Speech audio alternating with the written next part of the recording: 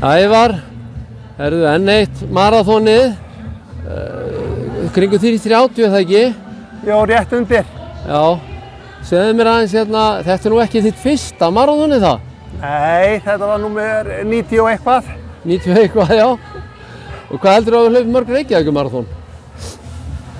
Ég veit ekki heilt, en ég var í einhverjum allan á cirka 20 heil og hálf. Já. Það var einhver heiðusflokkur sem að...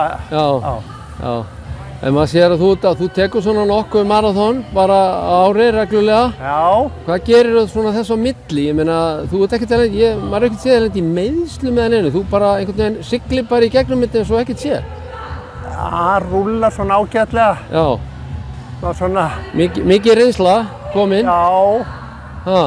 Það segir stundum að taka þetta með óþolum og þjóstnarskap þegar verkurinn kemur. Já. En þú hefur verið heppinn eða ekki? Þú er ekki... Jú, ég hef nokkuð heppinn. Það er eins og aðrir náttúrulega fengi eitthvað starf aðeins í, en hann er ekki stoppað mig lengi. Já.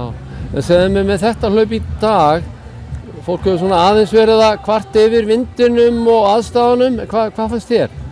Vindurinn var náttúrulega leiðilegur, en hann var náttúrulega í baki líka og það voru náttúrulega ekkert bestaðastöður, en þær voru ekkert ömurlegar heldur. Nei.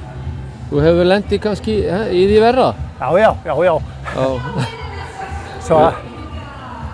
Þetta voru ekkert svona, menn hefðu kannski vitið á því að skýla fyrir öðrum.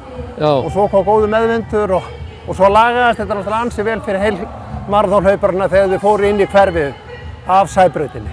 Já, það er það ekki bara mjög góð breyting í hlaupinu að taka svolítið inn í hverfin og dempa þá þetta áhrif veðursins? Jú, það er náttúrulega mjög gott að vera laus við að fara í seinna skipti út á Gróttu. Já. Því þar náttúrulega hefur aldrei verið skjól. Nei. Og svo er bara gaman að fara inn í gegnum Þingholtinn í lokin og fer að sjá fólk og svona. Ég er mjög ánægð með þá breytingu. Já. Heyrðu, flott til hamingju aftur. Takk fyrir þetta. Takk.